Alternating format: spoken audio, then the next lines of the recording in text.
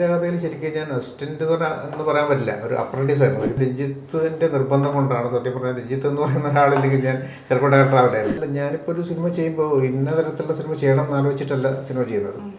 പലപ്പോഴും നമ്മൾ ഈ സ്ക്രിപ്റ്റാണ് നമ്മൾ അതിലേക്ക് കൊണ്ടുപോകുന്നത്. കുറച്ച് ആൾക്കാർ പറഞ്ഞിട്ടുണ്ട് എൻ്റെ സിനിമകളിൽ അധിക സിനിമകളിലും ആൻറ്റി ഹീറോസാണ്. ഹീറോ എന്ന് വെച്ചാൽ ഒരു നന്മയുടെ പ്രതിരൂപമായിട്ടുള്ള ഹീറോസ് അല്ല. മമ്പിളിച്ചേട്ടന് ഒരു അവാർഡ് ഞങ്ങൾ പ്രതീക്ഷിച്ചിരുന്നു, പക്ഷേ മമ്പിളിച്ചേട്ടന് അവാർഡ് കിട്ടിയില്ല, രാജുവിനാണ് കിട്ടിയത്. രാജുവിനും ഞങ്ങൾ നായകൻ എന്നുള്ള നിലയ്ക്ക് ഞങ്ങൾ പ്രതീക്ഷിച്ചിരുന്നു, പക്ഷേ അതിനേക്കാൾ കൂടുതലായിട്ട് ഒരു പക്ഷേ ഞങ്ങൾ പ്രതീക്ഷിച്ചത് മമ്പിളിച്ചേട്ടന് ഒരു അവാർഡായിരുന്നു. എൻ്റെ ജീവിതത്തിലെ ഏറ്റവും മറക്കാൻ പറ്റാത്ത ഏറ്റവും വലിയ അനുഭവങ്ങളിൽ ഒന്നെന്താണെന്ന് വെച്ചാൽ, ഒന്ന് ധർമ്മേന്ദ്ര സിനിമ കണ്ടിട്ട് എന്നോട് റെസ്പോണ്ട് ചെയ്ത രീതിയാണ്. ഈ മമ്മക എന്ന് പറയുന്ന സിനിമ ഈ പറഞ്ഞ പോലെ വേറെ ഒരാൾ തുടങ്ങി വെച്ചിട്ട് പിന്നെ ഞാൻ അതിനകത്തോട്ട് ജോയിൻ ചെയ്യായിരുന്നു. അത് പിന്നെ എൻ്റെ ഇതിനേക്കാൾ കൂടുതലായിട്ട് അന്ന് കുറേ സാഹചര്യങ്ങളുടെ ഒരു സമ്മർദ്ദം ഉണ്ടായിരുന്നു. ജോസഫൊക്കെ എങ്ങനെ ഷൂട്ട് ചെയ്തതെന്ന് ചോദിച്ചാൽ, ഷൂട്ട് ചെയ്താൽ എനിക്ക് എങ്ങനെയാണെന്ന് ഓർമ്മയില്ല. കാര്യം വെച്ചാൽ സ്ക്രിപ്റ്റ് നമ്മുടെ കയ്യിലുണ്ടെങ്കിൽ, നല്ല സ്ക്രിപ്റ്റ് ആണെങ്കിൽ ഓട്ടോമാറ്റിക്കായിട്ട് നമുക്ക് ഷോട്ടെല്ലാം വരും. എക്കോ എന്ന് പറയുന്ന സിനിമ ഞാനിപ്പോൾ കണ്ടു. അത് വലിയ ബഡ്ജറ്റ് എന്നുള്ള സിനിമയല്ല, പക്ഷേ എനിക്കത് ഒരു തവണ കണ്ടിട്ട് മതിയായില്ല. ഞാൻ ഈ ഒരു തവണ കൂടെ കാണണം എന്ന് എനിക്കുണ്ട്. ഐ.വി. ശശി എന്ന് പറയുന്ന ഇത്രയും വലിയ സൂപ്പർ സ്റ്റാറുകൾ വെച്ച് സിനിമ ചെയ്തിട്ടുള്ള സംവിധായകൻ്റെ ആദ്യത്തെ സിനിമ എന്ന് പറയുന്ന ഒരു സ്റ്റാറുകളും ഇല്ലാത്ത സിനിമയായിരുന്നു. 3 ഡയറക്ടേഴ്സിൻ്റെ പേര് ലാൽ സാറിനോട് പറയും. പുള്ളി അതിൽ നിന്ന് എന്നെ ചൂസ് ചെയ്തതെന്നാണ് പിന്നീട് ഞാൻ അറിഞ്ഞൊരു കാര്യം. റിയൽ ലൈഫ് മെമ്മറിയിൽ ഇന്നും നമുക്കൊപ്പം സംവിധായകൻ എം പത്മകുമാർ അദ്ദേഹമാണുള്ളത്. നമസ്കാരം സർ. നമസ്കാരം. സാറിൻ്റെ അടുത്ത് കാണുമ്പോൾ തന്നെ എക്സൈറ്റ്മെൻറ്റോട് ചോദിക്കാനുള്ളത് ആദ്യം വടക്കൻ വീരഗാഥ മുതലായിരിക്കുമല്ലോ. 1988 തുടങ്ങുന്നതാണ് സാറിൻ്റെ ഒരു കരിയർ ജേണി എന്ന് പറയുന്നത്. ആരണ്യകത്ത് തുടങ്ങി വടക്കൻ വീരഗാഥയിലേക്ക് എത്തി. അപ്പം സിനിമയെക്കുറിച്ച് ഒന്നും അറിയാത്ത ഒരു നാട്ടുമ്പുറത്തുകാരൻ സിനിമാ സ്വപ്നവുമായിട്ട് നടന്നിട്ട് എങ്ങനെയാണ് ഇപ്പം ഐ.വി. ശശി, ഹരിഹരൻ സാറിനെ പോലെ ഏറ്റവും വലിയ സ്കൂൾ തന്നെയാണ് സിനിമയെ സംബന്ധിച്ച് നമുക്ക് നോക്കുകയാണെങ്കിൽ. അങ്ങനെ ഒരു സ്കൂളിൽ തന്നെ തുടക്കം കിട്ടുക എങ്ങനെയായിരുന്നു? അന്നത്തെ സാറിൻ്റെ പ്രായം എന്തായിരുന്നു? സാഹചര്യം, ഇപ്പോൾ സിനിമയെക്കുറിച്ച് പറയുമ്പോൾ പലരും പറയുന്നത് സാഹചര്യങ്ങൾ, അന്നത്തെ പ്രതികൂലമായിട്ടുള്ള സാഹചര്യം ആയിരിക്കുമല്ലോ പലപ്പോഴും. അന്നത്തെ സാറിൻ്റെ പ്രായം എന്തായിരുന്നു? എങ്ങനെയായിരുന്നു അതിലേക്കുള്ളൊരു തുടക്കം? എനിക്ക് സിനിമയായിട്ട് ഒരു ബന്ധമുള്ള ഒരു ഫാമിലിയിലോ അല്ലെങ്കിൽ ഒരു നാട്ടിലൊന്നും അല്ല ജനിച്ചത്. സിനിമക്കാരും പരിചയമില്ല, സിനിമ കണ്ട് പരിചയമുണ്ടെന്നല്ലാതെ വേറൊന്നുമില്ല. ഞാൻ സ്കൂളിൽ പഠിക്കുമ്പോൾ കഥകളൊക്കെ എഴുതിയിരുന്നു, സ്കൂളിൽ മാത്രം. സ്കൂളിൽ മറ്റേ ജില്ലാതലത്തിലൊക്കെ മത്സരത്തിന് പോയിട്ടുണ്ട്. അതിൻ്റെ അപ്പുറമൊന്നുമില്ല. നമ്മളങ്ങനെ മാഗസിനിലേക്ക് അയക്കുകയോ അങ്ങനെയൊന്നും ഉണ്ടായിട്ടില്ല. പിന്നെ റേഡിയോ നാടകങ്ങൾ എഴുതിയിരുന്നു. തൃശ്ശൂർ നിലയത്തിന് വേണ്ടിയിട്ട് കുറേ റേഡിയോ നാടകങ്ങൾ എഴുതി. അതൊരു നമ്മുടെ നാട്ടിലൊരു വലിയ സംഭവമായിരുന്നു. കാര്യം നമ്മുടെ നാട്ടിൽ നിന്ന് ഒരാൾ എം പത്മകുമാർ മുണ്ടൂർ എന്ന് പറഞ്ഞിട്ട് റേഡിയോയിൽ അനൗൺസ് ചെയ്തുകൊണ്ട് വരുമ്പോൾ എല്ലാവർക്കും ഭയങ്കര എക്സൈറ്റ്മെൻ്റ് ഒക്കെ ആയിരുന്നു. അപ്പോൾ അത് കഴിഞ്ഞിട്ട് ഞാനിപ്പോൾ ഒരു തിരക്കഥ അവിടുന്ന് വായിച്ചിട്ടാണ് തിരക്കഥ എഴുതുന്നൊരു രൂപം എനിക്ക് മനസ്സിലായത്. സിനിമകൾ കാണും.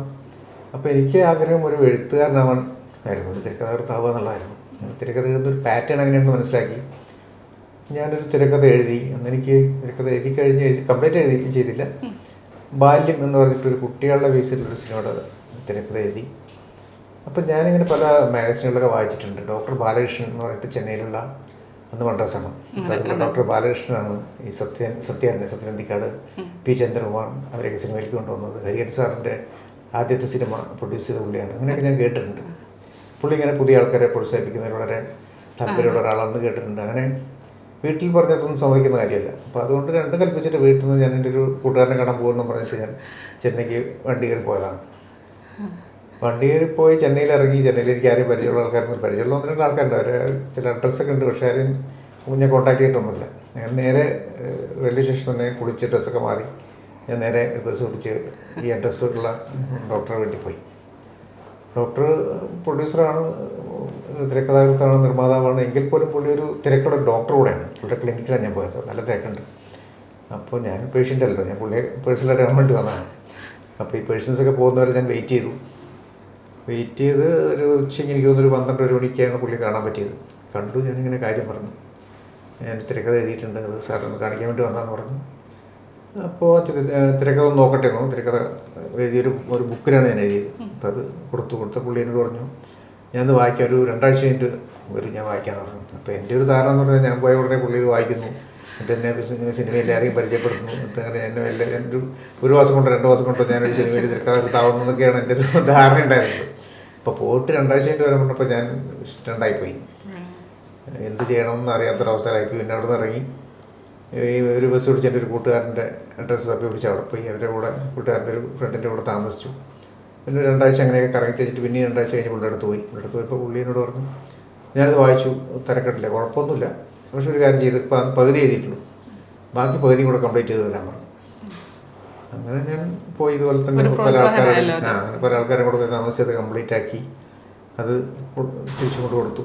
അപ്പോൾ പുള്ളി അത് വായിച്ചിട്ട് പറഞ്ഞു, അല്ല അപ്പോൾ വായിച്ചില്ല, അപ്പോൾ എന്നോട് ഇതുപോലെ ഇവിടെ ഒരു 2 ആഴ്ച 3 ആഴ്ച കഴിഞ്ഞിട്ട് വരാൻ പറഞ്ഞു.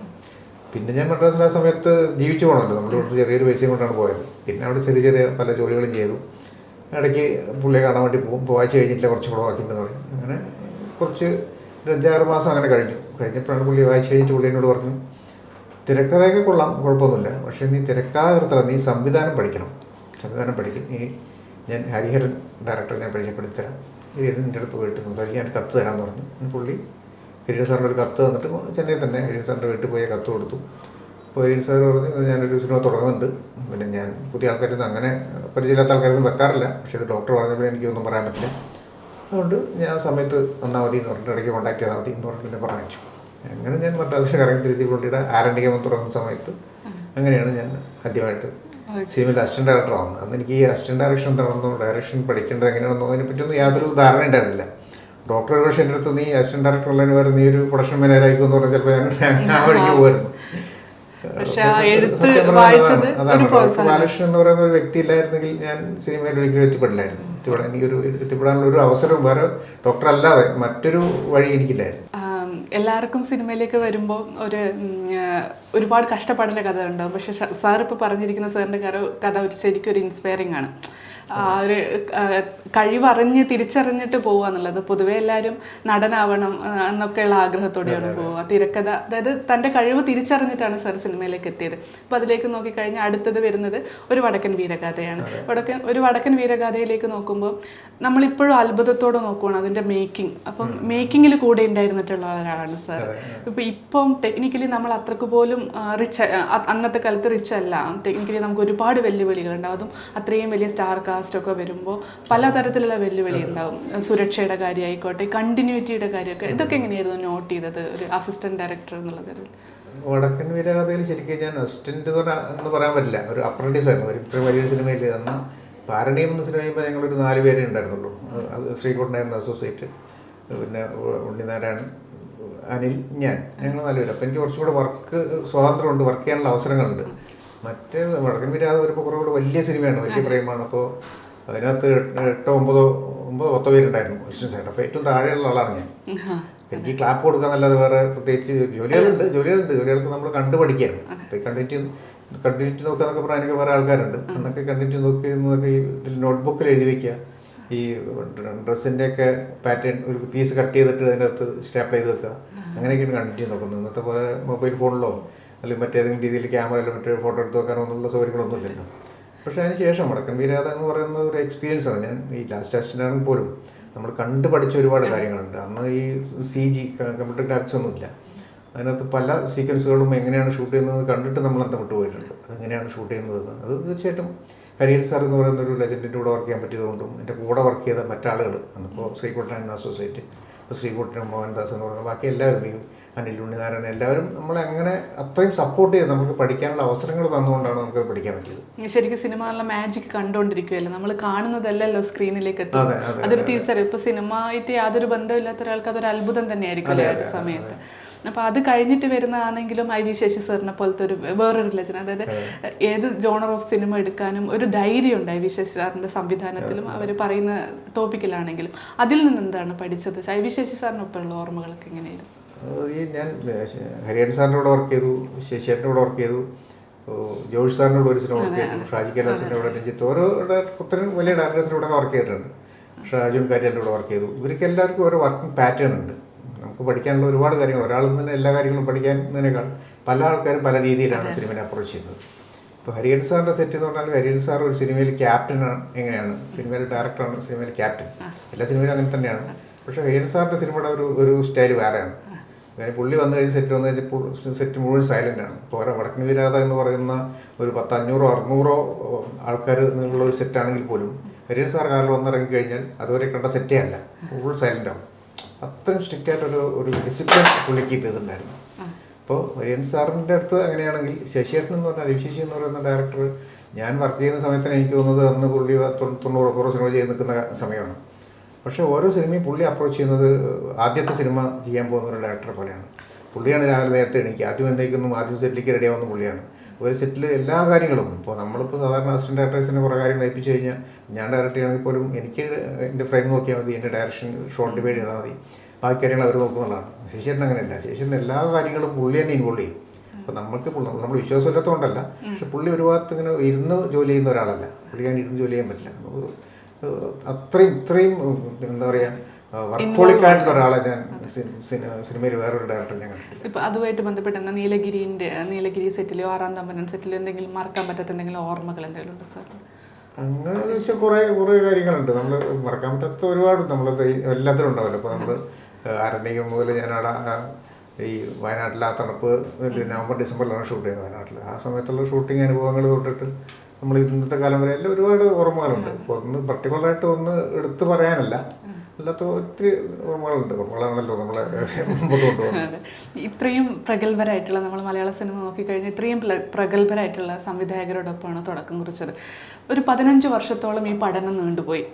സാറിൻ്റെ ഒരു സ്വതന്ത്ര സംവിധായകനായി മാറാനായിട്ട് 15 വർഷം എടുത്തു സാർ. എന്തിനായിരുന്നു അത്രയും ഒരു പഠിക്കുകയായിരുന്നോ, അല്ലെങ്കിൽ ആദ്യത്തെ ഒരു സിനിമ അമ്മക്കിളിക്കൂടാണ് സംഭവിക്കുന്നത്, അത് സോഷ്യൽ ആയിട്ട് റെസ്പോൺസിബിലിറ്റി ഉള്ള ഒരു സിനിമയായിരുന്നു. അത്രയും വലിയൊരു സമയം, ആ ഒരു ടൈം അതെങ്ങനെയായിരുന്നു? അത് സമയം എടുത്തതല്ല. എനിക്ക് സത്യം പറഞ്ഞാൽ ഞാൻ ഇപ്പോഴും എനിക്കിപ്പോൾ ഉടനെ അടുത്തൊരു സിനിമ ചെയ്യണം, അല്ലെങ്കിൽ അടുത്ത് കഴിഞ്ഞ് വേറെ സിനിമ ചെയ്യണം, അങ്ങനെ വലിയ എക്സൈറ്റ്മെൻ്റ് ഒന്നുമില്ല. ഞാൻ ഒരു സിനിമ സാവധാനം വളരെ ഒന്ന് കഴിഞ്ഞിട്ട് അടുത്തതിലേക്ക് ആലോചിക്കുന്ന ഒരാളാണ്. അന്നും എനിക്ക് പെട്ടെന്നൊരു സിനിമ ചെയ്ത് ഡയറക്ടർ ആവണമെന്നുള്ളൊരു ആഗ്രഹമൊന്നും ഉണ്ടായിരുന്നില്ല. ഞാൻ ഈ സിനിമയുടെ ഒരു ഓളത്തിൽ അങ്ങനെ പോയിക്കൊണ്ടിരിക്കുകയായിരുന്നു. ഞാൻ പറഞ്ഞില്ല, ഞാൻ തിരക്കഥാകൃത്താവാൻ വേണ്ടി വന്ന ആളാണ്. അബദ്ധവശാൽ സഹസംവിധായകനായി, അങ്ങനെ സഹസംവിധായകൻ, അതായത് അസിസ്റ്റൻറ്റ് ഡയറക്ടർ എന്നുള്ളതിൽ നിന്ന് അസോസിയേറ്റ് ഡയറക്ടർ ആവുന്നത് പോലും ഞാൻ കാരണമല്ല. അത് സെഞ്ചുറി കൊച്ചുമോൻ എന്ന് പറയുന്ന ഒരു പ്രൊഡ്യൂസർ എന്നെ നിർബന്ധിച്ചിട്ടാണ് കർമ്മ എന്ന് പറയുന്ന ജോമോൻ്റെ സിനിമയിൽ എന്നെ അസോസിയേറ്റ് ആക്കുന്നത്. കാര്യം അസോസിയേറ്റ് ഡയറക്ടർ ആവുക എന്ന് പറഞ്ഞാൽ പോലും വലിയ ഉത്തരവാദിത്തമാണ്. നമുക്ക് പ്രോംപ്റ്റ് ചെയ്ത് കൊടുക്കണം. ഒന്നാമത് ഞാൻ ശബ്ദം ഉച്ചത്തിൽ ചേർന്ന് സംസാരിക്കുന്ന ഒരാളല്ല. എന്നെ കൊണ്ട് പ്രോംപ്റ്റ് ചെയ്യാനൊന്നും പറ്റില്ല എന്നായിരുന്നു എൻ്റെ ഒരു ധാരണ. പ്രോംപ്റ്റ് ചെയ്യാൻ പറ്റില്ല. അതുപോലെ നമ്മൾ ചാർട്ട് ഉണ്ടാക്കണം, ഒരുപാട് സെറ്റിന് കൺട്രോൾ ചെയ്യുന്ന മുഴുവൻ അസോസിയേറ്റ് ആണ്. അപ്പം എന്നെ കൊണ്ട് അത് പറ്റുന്ന കാര്യമില്ല എന്നുള്ളതായിരുന്നു എൻ്റെ ഒരു ധാരണ. പക്ഷേ കൊച്ചുമോൻ സാറാണ് എന്നോട് പറയുന്നത് തന്നെ കൊണ്ട് ഈസിയായിട്ട് പറ്റും, ഞങ്ങളൊക്കെ ഇല്ലേ നേരിട്ട് ചെയ്തെന്ന് പറഞ്ഞിട്ട് അങ്ങനെയാണ് എന്നെ നിർബന്ധിച്ചിട്ട് അസോസിയേറ്റ് ആക്കുന്നത്. അസോസിയേറ്റ് ആക്കിയപ്പോൾ എനിക്ക് കുറച്ചും കൂടെ കോൺഫിഡൻസ് കിട്ടി. അങ്ങനെ പിന്നെ കുറേ പടങ്ങൾ അസോസിയേറ്റ് ആയിട്ട് വർക്ക് ചെയ്തു. അങ്ങനെ അസോസിയേറ്റ് ആയിട്ട് ഷാജി കൈലാസിൻ്റെ കൂടെ വർക്ക് ചെയ്തു, ശശിയേട്ടൻ്റെ കൂടെ വർക്ക് ചെയ്തു. അപ്പോൾ അങ്ങനെയാണ് രഞ്ജിത്തോട്ടൊരു ബന്ധം ഉണ്ടാകുന്നത്. രഞ്ജിത്തോട്ട് ബന്ധമുണ്ടായിട്ടാണ് ഞാൻ രഞ്ജിത്തിൻ്റെ നിർബന്ധം കൊണ്ടാണ്, സത്യം പറഞ്ഞാൽ രഞ്ജിത്ത് എന്ന് പറയുന്ന ഒരാളില്ലെങ്കിൽ ഞാൻ ചിലപ്പോൾ ഡയറക്ടർ ആവില്ലായിരുന്നു. ഞാൻ ഡോക്ടർ ബാലകൃഷ്ണൻ്റെ കാര്യം പറഞ്ഞ പോലെ, ഡോക്ടർ ബാലകൃഷ്ണൻ ഇല്ലായിരുന്നെങ്കിൽ ഞാൻ സിനിമയിൽ ഉണ്ടാവുമായിരുന്നില്ല എന്ന് പറഞ്ഞ പോലെ, രഞ്ജിത്ത് എന്ന് പറയുന്ന ഒരാളുടെ സപ്പോർട്ടില്ലെങ്കിൽ ഒരിക്കലും ഡയറക്ടർ ആവില്ലായിരുന്നു. മറ്റേ രഞ്ജിത്ത് ഡയറക്ടറായ സമയത്ത്, രഞ്ജിത്ത് ഞാനായിട്ട് വർക്ക് ചെയ്യുന്ന സമയത്ത് ഷാജി കൈലാസിൻ്റെ സിനിമകളൊക്കെ വർക്ക് ചെയ്തു. അപ്പോഴാണ് രഞ്ജിത്തിന് സ്വതന്ത്രമായിട്ട് ഒരു സിനിമ സംവിധാനം ചെയ്യുന്നത്, രാവണപ്രഭു. ആ സമയത്ത് ഞാൻ രഞ്ജിത്തിൻ്റെ കൂടെ വർക്ക് ചെയ്തു. അപ്പോഴാണ് രഞ്ജിത്ത് എന്നോട് പറയുന്നത് ഈ ഒരു സിനിമ ഡയറക്റ്റ് ചെയ്യണം, ഞാൻ സ്ക്രിപ്റ്റ് ചെയ്ത് തരാം എന്ന് പറഞ്ഞിട്ട് അങ്ങനെയാണ് ഞങ്ങളൊരു സിനിമയുടെ കാര്യം ആലോചിക്കുന്നത്. അങ്ങനെ രഞ്ജിത്തിൻ്റെ ബ്രദർ തന്നെ സിനിമ പ്രൊഡ്യൂസ് ചെയ്തു. അപ്പോൾ ഞങ്ങൾ ആദ്യം ആലോചിച്ചത് ഒരു വലിയ കൊമേഴ്സ്യൽ ലൈനിലുള്ളൊരു സിനിമയായിരുന്നു. വലിയ ഒരു എന്താ പറയുക കച്ചവടം കൂടുതൽ മുന്നിൽ കണ്ടുകൊണ്ടുള്ളൊരു സിനിമയായിരുന്നു ആദ്യം ആലോചിച്ചത്. പിന്നെ കുറേ ഡിസ്കഷനൊക്കെ കഴിഞ്ഞ ശേഷം ഞങ്ങൾ സംസാരിച്ചപ്പോഴാണ് രഞ്ജിത്ത് പറയുന്നത്, ഇപ്പോൾ മലയാളത്തിലിപ്പോൾ ഒരുപാട് ഡയറക്ടേഴ്സ് ഉണ്ട്, ഒരുപാട് സിനിമകൾ വരുന്നുണ്ട് ആ കാലഘട്ടത്തിലും.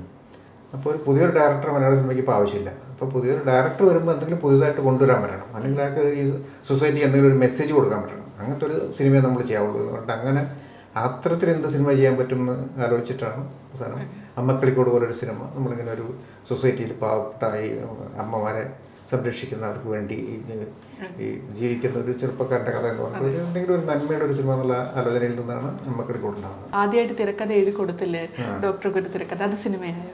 ഇല്ല, അത് സിനിമയായിട്ടില്ല. അതിപ്പോൾ എൻ്റെ ഭദ്രമായിട്ടിരിപ്പുണ്ട്. അത് സിനിമയായിട്ട് നമുക്ക് അത് പക്ഷേ അത് എനിക്കറിയൂടാ. അത് കൊമേഴ്സ്യൽ സിനിമയല്ല. അത് കുട്ടികളുടെ ഈ പാവപ്പെട്ട കുട്ടികളും ഈ വലിയ കോൺവെൻറ്റിലൊക്കെ പഠിക്കുന്ന കുട്ടികളും, പാവപ്പെട്ട ഒരു സർക്കാർ സ്കൂളിൽ പഠിക്കുന്ന കുട്ടികൾ, കോൺവെൻറ്റിൽ പഠിക്കുന്ന കുട്ടികൾ നോക്കിക്കാണുന്ന ഒരു കഥയാണത്. അവർ രണ്ടുപേരും രണ്ട് ജീവിതം തമ്മിലുള്ളൊരു ഒരു വ്യത്യാസം എന്താണ്, അതിൻ്റെ ഒരു വേരിയേഷൻ എന്താണെന്ന് കാണിച്ചു കൊടുക്കുന്ന ഒരു സിനിമയാണ്. എല്ലാ കാലം മാറുവാണല്ലോ, അപ്പോൾ എല്ലാ കാലത്തും ആപ്റ്റായിട്ടുള്ള ഒരു കഥയായിരിക്കുമല്ലോ. അതിപ്പോഴും അതിന് സാധ്യത ഇല്ലെന്നല്ല, പക്ഷേ ഈ പറഞ്ഞ പോലെ അതൊരു കൊമേഴ്സ്യൽ സിനിമയല്ല. അത് ആ രീതിയിൽ അതിനെ അപ്രോച്ച് ചെയ്യാൻ പറ്റുള്ളൂ. അത് ചെയ്യാം. അങ്ങനെ ഒരു സാഹചര്യം കിട്ടിയാൽ തീർച്ചയായിട്ടും ചെയ്യും. സാറിൻ്റെ സിനിമകൾ നോക്കിക്കഴിഞ്ഞാൽ കാണുന്നതാണ് ബഡ്ജറ്റിനേക്കാളും വിഷനാണ് സാറിൻ്റെ സിനിമകൾ പ്രാധാന്യം നൽകിയിട്ടുള്ളത്. അതുപോലെ തന്നെ സോഷ്യൽ വിഷയങ്ങൾ സംസാരിക്കുന്ന കാര്യമാണെങ്കിലും അതിപ്പം ജോസഫ് ആണെങ്കിലും ശരി, അമ്മക്കിളിക്കൂടാണെങ്കിലും ശരി, എല്ലാത്തിലും ഒരു സോഷ്യൽ, ഇപ്പം ജല എടുത്ത് നോക്കിക്കഴിഞ്ഞാൽ ഏറ്റവും ലോകത്തിലെ ആദ്യത്തെ ചാരിറ്റി സിനിമ എന്നുള്ളൊരു വിശേഷണം ആ സിനിമക്ക് നമ്മൾ നൽകിയിട്ടുണ്ട്. അപ്പോൾ ഇങ്ങനെയുള്ള സിനിമകൾ, പാറ്റേൺ ഓഫ് സിനിമകൾ ചെയ്യുന്നത് മനഃപൂർവ്വമായിട്ട് സംഭവിക്കുന്നതാണോ അല്ലെങ്കിൽ സാറിൻ്റെ ഒരു ഇൻറ്റൻഷൻ? അല്ല, ഞാനിപ്പോൾ ഒരു സിനിമ ചെയ്യുമ്പോൾ ഇന്ന തരത്തിലുള്ള സിനിമ ചെയ്യണം എന്ന് ആലോചിച്ചിട്ടല്ല സിനിമ ചെയ്യുന്നത്. പലപ്പോഴും നമ്മൾ ഈ സ്ക്രിപ്റ്റാണ് നമ്മൾ അതിലേക്ക് കൊണ്ടുപോകുന്നത്. നമ്മൾ പല കഥകൾ കേൾക്കുന്നു, അല്ലെങ്കിൽ സ്ക്രിപ്റ്റ് കേൾക്കുമ്പോൾ നമുക്ക് ഈ സ്ക്രിപ്റ്റ് എനിക്ക് ചെയ്യാൻ പറ്റുന്നതാണ്. എനിക്കത് പല സ്ക്രിപ്റ്റുകളും എനിക്ക് ചിലപ്പോൾ ഇഷ്ടമായിരിക്കും, പക്ഷേ എനിക്ക് ചെയ്യാൻ പറ്റിക്കൊള്ളുന്നില്ല. എൻ്റെ ഒരു ലിമിറ്റേഷൻ അതിനകത്തൊന്നും ചെയ്യാൻ പറ്റുന്നതായിരിക്കില്ല. അപ്പോൾ അത് നമ്മളെ ഇൻസ്പയർ ചെയ്യുമ്പോഴാണ് നമ്മൾ ചെയ്യാൻ നമ്മൾ തയ്യാറാവുന്നത്. സിനിമ സ്ക്രിപ്റ്റ് വായിക്കുമ്പോൾ അതിനകത്ത് നമുക്കൊരു സിനിമ വ്യക്തമായിട്ടൊരു പിക്ചർ നമുക്ക് കാണാൻ പറ്റുന്നുണ്ടെങ്കിൽ അതെനിക്ക് ചെയ്യാൻ പറ്റും എന്നുള്ളതാണ് ഞാൻ കണക്കൂട്ടുന്നത്. അപ്പം പലപ്പോഴും സംഭവിക്കുന്നത് വെച്ചാൽ അങ്ങനെ ചെയ്യുന്ന സിനിമകളിൽ ഇങ്ങനെ എന്തെങ്കിലും ഒരു മെസ്സേജുള്ള സിനിമയായിരിക്കും നമുക്ക് കിട്ടുക. അല്ലെങ്കിൽ കുറച്ച് ആൾക്കാർ പറഞ്ഞിട്ടുണ്ട് എൻ്റെ സിനിമകളിൽ അധിക സിനിമകളിലും ആൻറ്റി ഹീറോസാണ്. ഹീറോ എന്ന് വെച്ചാൽ ഒരു നന്മയുടെ പ്രതിരൂപമായിട്ടുള്ള ഹീറോസ് അല്ല. പലതിലും ഇപ്പോൾ അമ്മക്കിളിക്കൂടിൽ നന്മയുള്ള നായകനായിരുന്നു. അതിനുശേഷം വന്ന വർഗത്തിലായാലും വാസ്തവത്തിലായാലും ശിക്കാറിലായാലും എല്ലാം എന്തോ ഒരു നെഗറ്റിവിറ്റി ഉള്ള ക്യാരക്ടേഴ്സാണ്. അപ്പോൾ അതെന്തുകൊണ്ടാണ് അങ്ങനെ സംഭവിച്ചത്? ഇപ്പോൾ കനലിന് സിനിമ ലാലേട്ടൻ ചെയ്തു, പരുന്ത് നമുക്ക് ചെയ്തു, എല്ലാം നെഗറ്റിവിറ്റി ഉള്ള ക്യാരക്ടേഴ്സാണ്. അത് എന്തുകൊണ്ട് സംഭവിച്ചു? മനഃപൂർവ്വം സംഭവിച്ചതല്ല. അതെനിക്ക് ഇഷ്ടപ്പെടുന്ന ഒരു സ്ക്രിപ്റ്റ് ഞാൻ ചെയ്യുമ്പോൾ അതിനകത്ത് അങ്ങനെ സംഭവിച്ചു പോകുന്നതാണ്. അപ്പോൾ എനിക്ക് ചിലപ്പോൾ അങ്ങനത്തെ അത്തരം ആ ടൈപ്പ് സ്ക്രിപ്റ്റ് ആയിരിക്കും എനിക്ക് കൂടുതൽ ഇഷ്ടപ്പെടുന്നത്, എനിക്ക് ചെയ്യാൻ ഇഷ്ടപ്പെടുന്ന സിനിമകൾ. അപ്പം അങ്ങനെ സംഭവിച്ചു പോകുന്നതാണ്. ഇപ്പം പറഞ്ഞപ്പോഴാണ് വർഗം കഴിഞ്ഞിട്ട് വാസ്തവം പോലൊരു സിനിമ പൃഥ്വിരാജിൻ്റെ കരിയറിൽ വലിയൊരു മാറ്റം കൊണ്ടുവന്നൊരു സിനിമയാണ് വാസ്തവം. വാസ്തവത്തിൽ പൃഥ്വിരാജിനൊപ്പം തന്നെയായിരുന്നു ജഗതി ശ്രീകുമാർ സാറിൻ്റെ അഭിനയവും. ആ വളരെയധികം പ്രശംസ നേടിയിട്ടുണ്ടായിരുന്നു. അപ്പോൾ ആ ഒരു അഭിനയം നേരിട്ട് കണ്ടിട്ടുള്ള ആളാണല്ലോ സമയത്ത്. അപ്പോൾ അതിൻ്റെ ഒരു ഓർമ്മകൾ എങ്ങനെയാണ്? അമ്പിളിച്ചേട്ടൻ ആ സിനിമയ്ക്ക് വേണ്ടിയിട്ട് പുള്ളിക്ക് എനിക്ക് തോന്നുന്നത് പുള്ളി എത്രയും എഫർട്ട് എടുത്ത വേറൊരു സിനിമ ഉണ്ടാവില്ല. കാര്യം ആ സിനിമയിൽ സ്ക്രിപ്റ്റ് വായിച്ചു, ക്യാരക്ടർ പുള്ളി ചെയ്യാന്ന് പറഞ്ഞു. പുള്ളി ചെയ്യണമെങ്കിൽ പുള്ളിക്ക് ഒരു മുട്ടയടിച്ചിട്ട് ഒരു 2 ആഴ്ചത്തെ ഗ്രോത്തൊക്കെ ഉള്ളൊരു മുടി വേണം, നരച്ച മുടി വേണം. അപ്പോൾ അന്ന് പുള്ളി നല്ല തിരക്കുള്ള സമയമാണ്, ഒരുപാട് സിനിമ ചെയ്തുകൊണ്ടിരിക്കുന്ന സമയമാണ്. അപ്പോൾ ഞങ്ങളോട് പറഞ്ഞു ഒരു 2-3 മാസം എനിക്ക് വേണ്ടി ഒന്ന് വെയിറ്റ് ചെയ്യണമെന്ന് പറഞ്ഞു. അങ്ങനെ 2-3 മാസം ഞങ്ങൾ വെയിറ്റ് ചെയ്യുന്ന സമയത്ത് പുള്ളി ചെയ്തെന്താണെന്ന് വെച്ചാൽ ആ സമയത്തുള്ള സിനിമകൾ കംപ്ലീറ്റ് ഒഴിവാക്കിയിട്ട് പുള്ളി ഒരു മാസത്തോളം പുള്ളി കംപ്ലീറ്റ് സിനിമകൾ ഒഴിവാക്കിയിട്ട് പുള്ളി തല മുട്ടയടിച്ചിട്ട് മുടി വളരാൻ വേണ്ടി വെയിറ്റ് ചെയ്തു. എന്നിട്ട് ആ നരച്ച മുടിയായിട്ട് വന്നിട്ടാണ് പുള്ളി ഷൂട്ട് ചെയ്തത്. അപ്പോൾ അത്രയും എഫർട്ട്, അത്രയും തിരക്കുള്ള 1 മാസത്തിനുള്ളിൽ പുള്ളി എനിക്ക് തോന്നുന്നത് ഒരു 10 സിനിമയെങ്കിലും പുള്ളി ചെയ്യും 1 മാസത്തിനിടയ്ക്ക്. ആ അത്രയും സിനിമകൾ ഒഴിവാക്കിയിട്ട് ഈ സിനിമയ്ക്ക് വേണ്ടി പുള്ളി വെയിറ്റ് ചെയ്തിട്ടാണ് സിനിമ ചെയ്തത്. അപ്പം അത്രയും എഫർട്ട് പുള്ളി ആ സിനിമയ്ക്ക് വേണ്ടി എടുത്തിട്ടുണ്ടായിരുന്നു. കാര്യം ആ സിനിമയുടെ ആ ക്യാരക്ടർ എത്രത്തോളം അമ്പിളിച്ചേട്ടനെ എത്രത്തോളം വലിയ ഹൈറ്റ്സിലേക്ക് കൊണ്ടുവന്ന് പുള്ളിക്ക് തോന്നിക്കാണുമായിരിക്കും. സത്യം പറഞ്ഞാൽ ആ സിനിമയ്ക്ക് ഞങ്ങൾ പ്രതീക്ഷിച്ച ഒരു അവാർഡ്, അമ്പിളിച്ചേട്ടൻ ഒരു അവാർഡ് ഞങ്ങൾ പ്രതീക്ഷിച്ചിരുന്നു. പക്ഷേ അമ്പിളിച്ചേട്ടന് അവാർഡ് കിട്ടിയില്ല, രാജുവിനാണ് കിട്ടിയത്. രാജുവിനും ഞങ്ങൾ നായകൻ എന്നുള്ള നിലയ്ക്ക് എനിക്ക് പ്രതീക്ഷിച്ചിരുന്നു. പക്ഷേ അതിനേക്കാൾ കൂടുതലായിട്ട് ഒരു പക്ഷേ ഞങ്ങൾ പ്രതീക്ഷിച്ചത് അമ്പിളിച്ചേട്ടനൊരു അവാർഡായിരുന്നു. ഇതുപോലെ അഭിനയത്തിൽ അഭിനയിക്കുമ്പോൾ അമ്പരിപ്പിച്ചപ്പോൾ മോഹൻലാലിനെ ക്യാമറയ്ക്ക് മുന്നിൽ, മമ്മൂട്ടിയെ ക്യാമറയ്ക്ക് മുന്നിൽ കണ്ടിട്ടുള്ള സംവിധായകനാണ്. അപ്പോൾ ഇതുപോലെ അവരല്ലാണ്ട് അമ്പരിപ്പിച്ച ഒരു അഭിനയ മുഹൂർത്തം ഈ ഒരു സംവിധാന ജേണിയിൽ പറയാൻ? ഒന്ന് ജോജു ആണ് തീർച്ചയായിട്ടും. അത് ജോസഫ് എന്ന് പറയുന്ന സിനിമയിൽ ജോജു ചെയ്തൊരു പെർഫോമൻസ് ഉണ്ട്. അത് ജോജുവിൽ നിന്ന് ഒരുപക്ഷെ ഞാൻ ആ പെർഫോമൻസ് മനസ്സിൽ കണ്ടിട്ടായിരിക്കും ജോജുവിനെ അതിനകത്ത് കാസ്റ്റ് ചെയ്തത്. ആ സ്ക്രിപ്റ്റ് വായിച്ചപ്പോൾ തന്നെ എനിക്ക് ആദ്യം എൻ്റെ മനസ്സിൽ വന്നത്,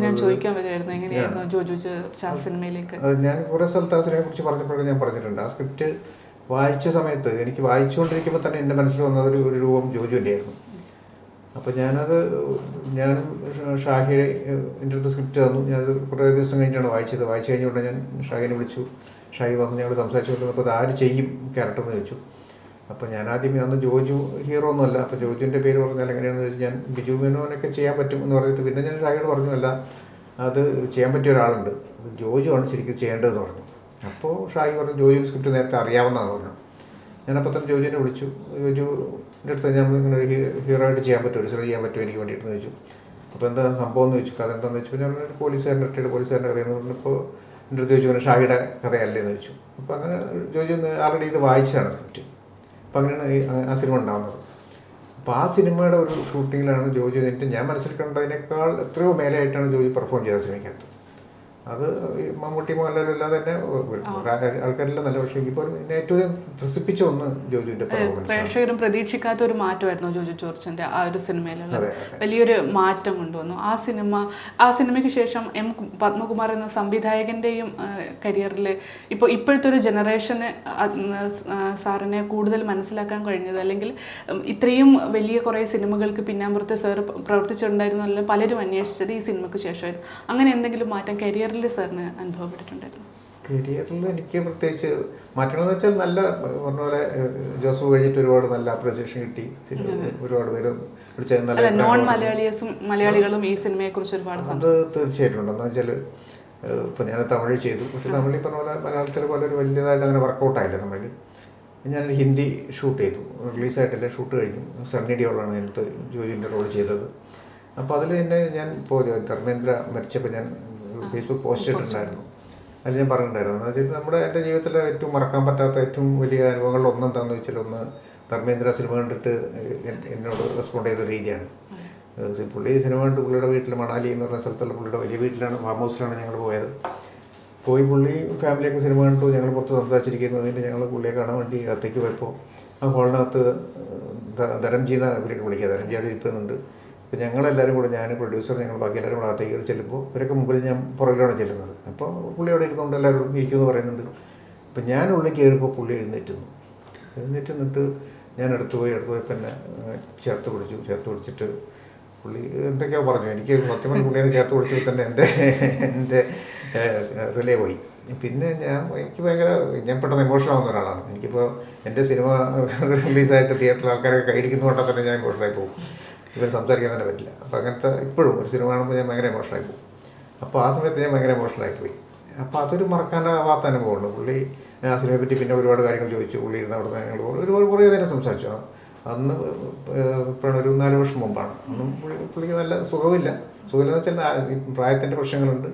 പക്ഷേ എങ്കിൽ പോലും കുറേ നേരം പുള്ളി ആ സിനിമയെ കുറിച്ചിട്ടും എൻ്റെ സിനിമ കരിയറിനെ കുറിച്ചൊക്കെ ഒരുപാട് സംസാരിച്ചു. അത് എൻ്റെ ജീവിതത്തിലേക്ക് കിട്ടിയ ഏറ്റവും വലിയൊരു അംഗീകാരമായിട്ടാണ് ഞാനിപ്പോഴും വിചാരിക്കുന്നത്. ഉറപ്പായിട്ടും.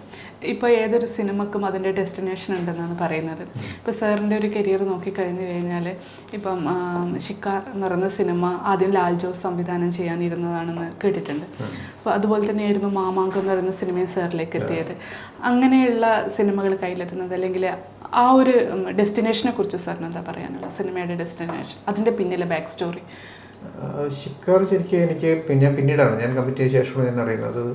ലാലു ചെയ്യാൻ വേണ്ടി നേരത്തെ ആലോചിച്ചിരുന്ന സിനിമയാണ്. ലാലു മാത്രമല്ല, അതുകൊണ്ട് വിജയ് തമ്പി ആലോചിച്ചിരുന്നു. അതൊക്കെ ഞാൻ കേട്ടിരുന്നായിരുന്നു. അത് ഞാൻ അതിന് ശേഷമാണ് അറിയുന്നത്. അത് ഈ പറഞ്ഞ പോലെ ഞാൻ വേറൊരു സ്ക്രിപ്റ്റ് ലാലെന്ന് പറയാൻ വേണ്ടി പോയി.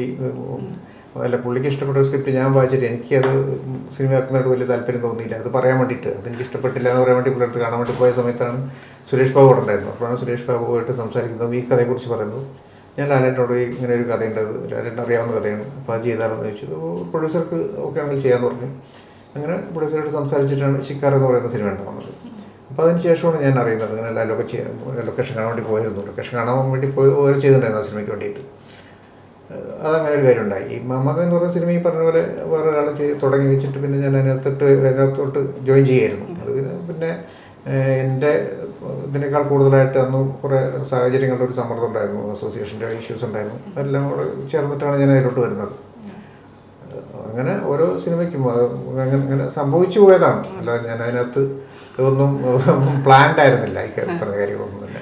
അല്ല, അത് ഇങ്ങനെ എപ്പോഴും പറയുന്നതാണല്ലോ, സിനിമയിൽ കുറേ വിശ്വാസങ്ങൾ ഉണ്ട് എന്ന് കേട്ടിട്ടുണ്ട്. അതിൻ്റെയൊക്കെ ഭാഗമായിട്ട് സാറിൻ്റെ അടുത്ത് നോക്കി കഴിഞ്ഞു കഴിഞ്ഞാൽ സിനിമകളിലെ പാട്ടുകളൊക്കെ നമ്മൾ കുറേ കാലം അത് ഇങ്ങനെ നെഞ്ച്, ഇപ്പോൾ ഷിക്കാറിലെ പാട്ടുകളാണെങ്കിലും ജോസഫിലെ പാട്ടാണ്, ഇപ്പോൾ വാസ്തവത്തിലെ പാട്ടാണെങ്കിലും പാട്ടുകളൊക്കെ വളരെ മനോഹരമായിട്ട് വരുന്നുണ്ട്.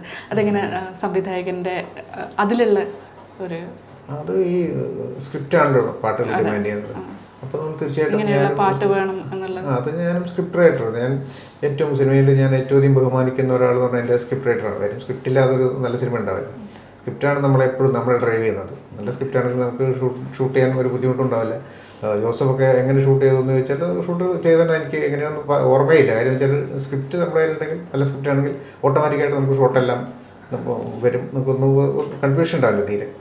അതുപോലെ തന്നെയാണ് പാട്ടുകളുടെ കാര്യം. സ്ക്രിപ്റ്റിനകത്ത് നല്ല പാട്ടുകളുടെ സിറ്റുവേഷൻ ഉണ്ടെങ്കിൽ ഓട്ടോമാറ്റിക്കായിട്ട് നമുക്ക് ഈ പറഞ്ഞ പോലെ നമ്മൾ മ്യൂസിക് ഡയറക്ടർ ആരാൻ തീരുമാനിക്കുന്നു, സ്ക്രിപ്റ്റായിട്ട് നമ്മൾ കൂടെ തന്നെ ഉണ്ടാവും. നമ്മൾ പാട്ടിൻ്റെ സിറ്റുവേഷൻ പറയുന്നു, നല്ല പാട്ടുകളുണ്ടാവുന്നു. ഒരു സിനിമ നന്നായിട്ട് വരുമ്പോൾ അതിൻ്റെ എല്ലാ ഘടകങ്ങളും നന്നായിട്ട് വരുന്നുള്ളതാണ് എൻ്റെ ഒരു അനുഭവം എന്ന് പറയുന്നത്. നമ്മളെല്ലാ സിനിമയ്ക്ക് എടുക്കുന്ന ഒരു എഫർട്ടാണ്. അപ്പോൾ നമ്മൾ ഓടുന്ന സിനിമയ്ക്ക് എടുക്കുന്ന എഫർട്ട് തന്നെയാണ് ഒട്ടും ഓടാത്തൊരു സിനിമയ്ക്ക് വേണ്ടി നമ്മൾ എടുക്കുന്നത്. അങ്ങനെ ഒരു ചിന്തയില്ലല്ലോ ഓടരുത് എന്നുള്ള. ഇല്ല, ചിന്തയില്ല, എല്ലാം ഓടാൻ വേണ്ടി തന്നെയാണ് നമ്മൾ എടുക്കുന്നത്. അപ്പോൾ ഈ എഫേർട്ടെല്ലാം ഒന്നാണ്. ചില സിനിമകൾ അങ്ങനെ സംഭവിക്കുന്നു. ഇപ്പോൾ ജോസഫ് എന്ന് പറയുന്ന സിനിമയിൽ ഇത്രയും പാട്ടുകൾ ഹിറ്റായ പോലെ എൻ്റെ വേറൊരു സിനിമയിലും ഇത്ര നല്ല പാട്ടുകൾ ഉണ്ടായിട്ടില്ല. അതങ്ങനെ സംഭവിച്ചു. ശിക്കാറിലെ പാട്ടും ആ ഒരു ശിക്കാറിലെ പാട്ടുകൾ അങ്ങനെ ഉണ്ടായതാണ്. അതും നമ്മൾ പാട്ടിന് വേണ്ടിയിട്ട് കുറേ എഫേർട്ട് എടുത്തിട്ടുണ്ടായിരുന്നു. കാര്യം വെച്ചാൽ അതിൽ നല്ല പാട്ടുകൾ വേണം. കാര്യം ഞാൻ ലാലേട്ടനായിട്ട് ആദ്യമായിട്ട് ചെയ്യുന്നൊരു സിനിമയാണ്, വലിയ ക്യാൻവാസിലൊരു സിനിമയാണ്. എൻ്റെ പ്രൊഡ്യൂസർ രാജഗോപാൽ സാർ ഷാർജയിലായിരുന്നു താമസിച്ചത്. അപ്പോൾ ഞങ്ങളെല്ലാവരും കൂടെ, ഞാനും റൈറ്റർ സുരേഷ് ബാബുവും ഗിരീഷ് പുത്തഞ്ചേരിയും ജയേന്ദ്രൻ ഞങ്ങൾ 4 പേരും കൂടെ ഷാർജയിൽ പോയിട്ട് അവിടെ ഒരു ഹോട്ടലിൽ താമസിച്ചിട്ട് അവിടെ നിന്നാണ് എൻ്റെ സോങ് എല്ലാം കമ്പോസ് ചെയ്തത്. അപ്പം അങ്ങനെ കമ്പോസ് ചെയ്യുന്നൊരു കാലഘട്ടമൊക്കെ പോയി. അന്നാണ് നമ്മളെല്ലാവരും കൂടെ ഒന്നിച്ചിരുന്നിട്ട് ഇപ്പോൾ സിറ്റുവേഷൻ പറയുന്നു, അങ്ങനെ ട്യൂണുകൾ ഉണ്ടാക്കുന്നു, ഒന്നിച്ചിരുന്നത് അപ്പോൾ തന്നെ ട്യൂണുകൾ ഉണ്ടാക്കുന്നു. അപ്പോൾ ആ ട്യൂൺ ശരിയല്ലെങ്കിൽ പിന്നെ വേറെ ട്യൂൺ ഉണ്ടാക്കുന്നു. ട്യൂൺ ഉണ്ടാക്കിയ ശേഷം പാട്ട് എഴുതാൻ വേണ്ടി ഇരിക്കുന്നു. അത് കുറേ ദിവസങ്ങൾ നീണ്ടു നിൽക്കുന്ന ഒന്നിച്ച് എല്ലാവരും കൂടി ഉണ്ടാക്കിയെടുക്കുന്ന ഒരു പ്രക്രിയയാണ് അന്നത്തെ സോങ് കമ്പോസിങ് എന്നൊക്കെ പറഞ്ഞാൽ. ഇന്നിപ്പോൾ അതല്ല, ഇന്നിപ്പോൾ നമ്മൾ പലപ്പോഴും ഇന്നിപ്പോൾ ഞാൻ പറഞ്ഞൊരു കമ്പോസിങ് എന്ന് വരികയാണ്. ഇപ്പം മണികണ്ഠൻ അയ്യപ്പനാണ് ഞങ്ങൾ പാട്ട് ചെയ്യുന്നത്. മണികണ്ഠനും ഷിബു ചക്രവർത്തിയും ഞങ്ങളെല്ലാവരും ഒന്നിച്ചുണ്ടായിരുന്നു. പക്ഷേ പലപ്പോഴും പല സിനിമകളൊക്കെ സംഭവിക്കുന്നത് വെച്ചാൽ മ്യൂസിക് ഡയറക്ടർ ഒരു ഭാഗത്തായിരിക്കും, റൈറ്റർ വേറെ ഭാഗത്തായിരിക്കും, പാടുന്ന ആൾ വേറെ ആയിരിക്കും. നമ്മൾ ഇവരാരെയും മ്യൂസിക് ഡയറക്ടർ എടുത്തോണം ആദ്യം ഒരു സിറ്റുവേഷൻ പറയാൻ വേണ്ടി കണ്ടെന്നിരിക്കും, മറ്റേ ലിറിക് റൈറ്ററെ കണ്ടെന്നിരിക്കും. ബാക്കി നമ്മളൊരു കൂട്ടായ്മ എന്ന് പറയുന്നൊരു സംഭവം ഉണ്ടാവാറില്ല. എല്ലാം കൂടെയും വാട്സപ്പ് കൂടെ അങ്ങോട്ടും അയച്ച് കമ്പോസ് ചെയ്യുന്നതാണ് ഇപ്പോഴത്തെ കാലത്ത് ഞാൻ കാണുന്നത് പൊതുവെ. പക്ഷെ അന്ന് അങ്ങനെയായിരുന്നില്ല. അന്ന് അതിൻ്റെ ഒരു ഗുണം ആ സിനിമയിലെ പാട്ടുകൾക്കുണ്ടായിരുന്നു. സിനിമയുടെ മാറ്റത്തിനൊപ്പം സഞ്ചരിച്ചു സാർ. അപ്പോൾ ഈ ഒരു മാറ്റം എങ്ങനെയാണ് കാണുന്നത്? സിനിമ ഇപ്പം അതിപ്പോൾ ഓഡിയൻസിൻ്റെ ഭാഗത്തു നിന്നുള്ള വ്യൂ ആണെങ്കിലും സിനിമ മേക്ക് ചെയ്യുന്നതിനാണെങ്കിലും ഇത്രയും കാലം ഒരു സിനിമ മേഖലയിൽ അതിപ്പോൾ നോക്കിക്കഴിഞ്ഞാൽ 4 പതിറ്റാണ്ടിൻ്റെ അടുത്തായി. അതൊരു വലിയ ജേണിയാണ്. അപ്പോൾ ആ ഒരു മാറ്റത്തിനൊപ്പം സഞ്ചരിക്കുക എന്ന് പറഞ്ഞു കഴിഞ്ഞാൽ തന്നെ അതൊരു വലിയ കാര്യമാണ്. അതിനെ എങ്ങനെയാണ് നോക്കിക്കാണുന്നത്?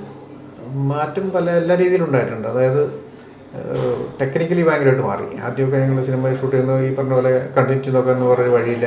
ഫിലിമിനാണ് ഷൂട്ട് ചെയ്ത് നമ്മൾ മദ്രാസിൽ പോയിട്ട് ഡെവലപ്പ് ചെയ്ത് കഴിഞ്ഞാൽ നമുക്കറിയുന്നത് എന്താണ് ഷൂട്ട് ചെയ്തതിൽ കറക്റ്റാണോ, എന്തെങ്കിലും പ്രശ്നങ്ങളൊക്കെ പോയാലേ അറിയുള്ളൂ. കണ്ടിന്യൂ ഈ ആക്ഷൻ കണ്ടിന്യൂറ്റി ഒക്കെ നോക്കണമെങ്കിൽ വലിയ പടമാണ്. അവിടെ പോകുന്ന എഡിറ്റിൽ ചെല്ലുമ്പോഴാണ് പലപ്പോഴും കണ്ടിന്യൂറ്റി ഒക്കെ തെറ്റിയൊക്കെ മനസ്സിലാവുക. ഇപ്പോൾ അതല്ല, ഇപ്പോൾ നമുക്ക് മോണിറ്റർ ഉണ്ട്, നോക്കാനുള്ള സൗകര്യങ്ങളുണ്ട്, സ്പോട്ട് എഡിറ്റ് ഉണ്ട്. ആണെങ്കിൽ ഇത് കഴിഞ്ഞ ഷോട്ട് തിരിച്ച് എടുത്ത് നോക്കിയിട്ട് അതിനെ ആർട്ടിസ്റ്റിനെ കാണിച്ചു കൊടുത്തിട്ട് തന്നെ കണ്ടിന്യൂ ചെയ്യുന്നതുകൊണ്ട് അതുപോലെ ചെയ്യിപ്പിക്കണം. അങ്ങനെ പല സൗകര്യങ്ങളുണ്ട്.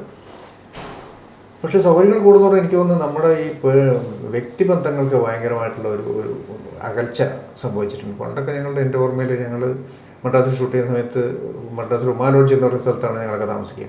ഈ പോസ്റ്റ് പ്രൊഡക്ഷനൊക്കെ മദ്രാസിലാണ്, എഡിറ്റ് എല്ലാം മദ്രാസിലാണ്. അപ്പോൾ അവിടെ ഒരു റൂമിൽ ഞാനുണ്ടാവും, ഷാജുവും കാര്യം ഞങ്ങളൊക്കെ ഉണ്ടാവും. അപ്പുറത്തെ റൂമിൽ ജോണി തന്നെ ഉണ്ടാവും, വേറെ റൂമിൽ ബ്ലസ്സി ഉണ്ടാവും, പിന്നെ ലാൽ ജോസ് ഉണ്ടാവും. അപ്പോൾ അവർ ഒരു പടങ്ങളുടെ അസോസിയേറ്റായിട്ട് വന്നായിരിക്കും. അപ്പോൾ പകരം ഞങ്ങളെല്ലാം ഒരു എഡിറ്റും ഡബിങ്ങിനായിട്ട് പല സ്ഥലത്തേക്ക് പോയി. വൈകുന്നേരം ഞങ്ങളെല്ലാം കൂടെ ഒന്നിച്ചു കൂടും. ആ ഒരു സൗഹൃദം, ഒരു ഊഷ്മളമായ ഒരു സൗഹൃദം ഒന്ന് എല്ലാവരും തമ്മിലുണ്ടായിരുന്നു. അപ്പോൾ അന്യോന്യം കഥകൾ ഡിസ്കസ് ചെയ്യുക, അവരുടെ മനസ്സിലുള്ള കഥകൾ, എനിക്കിങ്ങനെ ഒരു സിനിമ ചെയ്യണമെന്നുണ്ട്, ഇതിൻ്റെ കഥ സംസാരിക്കാറുണ്ടായിരുന്നു.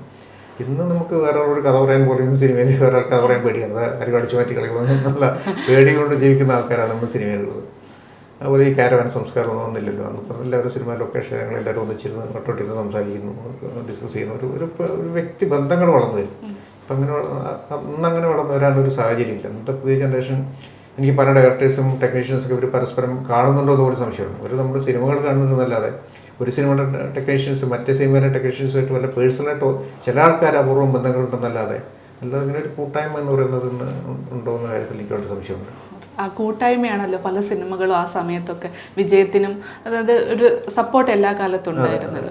ഇപ്പോൾ നോക്കിക്കഴിഞ്ഞാൽ OTT റിലീസുകൾ വന്നു. അത് ഒരു തരത്തിൽ സിനിമ തിയേറ്റർ കിട്ടാണ്ടിരുന്ന ഒരു കാലം ഉണ്ടായിരുന്നു ചെറിയ സിനിമകൾക്ക്. ഇപ്പോൾ ബഡ്ജറ്റ് വെച്ചിട്ട് നമ്മൾ സിനിമകളെ അളക്കുന്ന ഒരു കാലത്തേക്കൊക്കെ വന്നു. ഇപ്പോൾ ബഡ്ജറ്റല്ല, സാറിൻ്റെ സിനിമകൾ നോക്കുമ്പോൾ അത് എപ്പോഴും അത് വിഷനായിരുന്നു. അപ്പോൾ ഈ ബഡ്ജറ്റിൻ്റെ അടിസ്ഥാനത്തിൽ സിനിമയെ അളക്കുന്നത് അല്ലെങ്കിൽ അങ്ങനെയുള്ള സിനിമാ സംസ്കാരം ഇപ്പോഴുള്ള അതിനെക്കുറിച്ച് അത് ഏത് കാലത്തായാലും എനിക്ക് തോന്നുന്നു ബഡ്ജറ്റിനെ കുറിച്ചുള്ള സിനിമ അളക്കുന്നതിൽ ഒരു ഭയങ്കര തെറ്റായൊരു പ്രവണതയാണ്. പക്ഷേ ഏറ്റവും അത്യധികമായിട്ട് പറഞ്ഞാൽ നമ്മൾ പ്രേക്ഷകന് വേണ്ടിയാണല്ലോ സിനിമ ഉണ്ടാക്കുന്നത്. അവരൊരിക്കലും ബഡ്ജറ്റല്ല അവരെ ആകർഷിക്കുന്നത്. ബഡ്ജറ്റ് ആകർഷിക്കുന്നത് ആദ്യത്തെ ലുക്കിൽ മാത്രമാണ് ബഡ്ജറ്റ് ആകർഷിക്കുന്നത്. അതിനുശേഷം സിനിമ കാണുമ്പോഴോ സിനിമ നമ്മൾ എൻജോയ് ചെയ്യുമ്പോഴോ നമ്മുടെ ബഡ്ജറ്റല്ല, അതിനകത്തുള്ള വിഷയമാണ്. ഇപ്പോൾ ഞാനൊരു ഏറ്റവും പുതിയ ഉദാഹരണം പറഞ്ഞാൽ എക്കോ എന്ന് പറയുന്ന സിനിമ ഞാനിപ്പോൾ കണ്ടു. അത് വലിയ ബഡ്ജറ്റൊന്നുള്ള സിനിമയല്ല, പക്ഷേ എനിക്കത് ഒരു തവണ കണ്ടിട്ട് മതിയായില്ല, ഞാൻ ഈ ഒരു തവണ കൂടെ കാണണം എന്ന് എനിക്കുണ്ട്. അതുപോലെ ഈ പറഞ്ഞ പോലെ ആദ്യത്തെ ദിവസം ആ സിനിമയ്ക്ക് ടിക്കറ്റിന് വേണ്ടി ഞാൻ വിളിച്ചപ്പോൾ ഇവിടെയുള്ള തിയേറ്ററിൻ്റെ മാനേജർ എന്നോട് പറഞ്ഞത് നല്ല സിനിമയാണ്, പക്ഷേ തിയേറ്ററിൽ ആളില്ല, നല്ല സിനിമയായിട്ട് മാത്രം കാര്യമില്ലല്ലോ, തിയേറ്ററിൽ ആൾ വരണ്ടേന്ന് ചോദിച്ചു.